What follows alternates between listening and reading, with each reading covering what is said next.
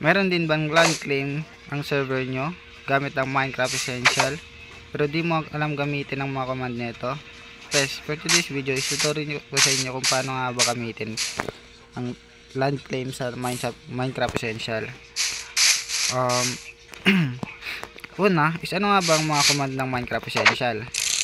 Mga command ng Minecraft Essential, meron tayong land start post, land end post, land claim, and land unclaim.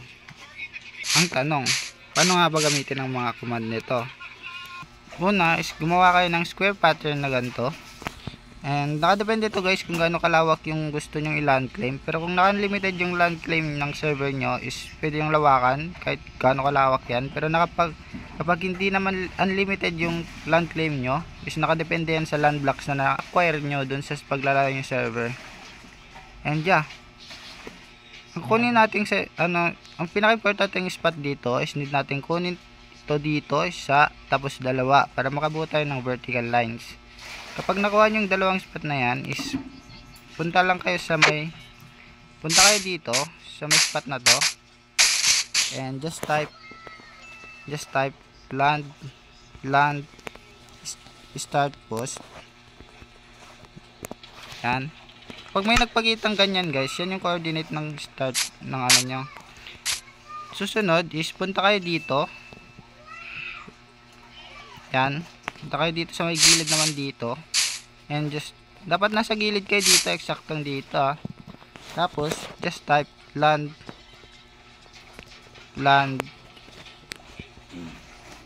end post. Yan. Kapag nagawa nyo na yung dalawang yan, is pwede na kayo pumunta dito sa may loob. Dapat dito sa loob guys Huwag kayo pupunta dun sa may labas. Dapat dito lang sa loob. And kapag nandito kayo, pumunta kayo sa loob, is just type land claim. Nano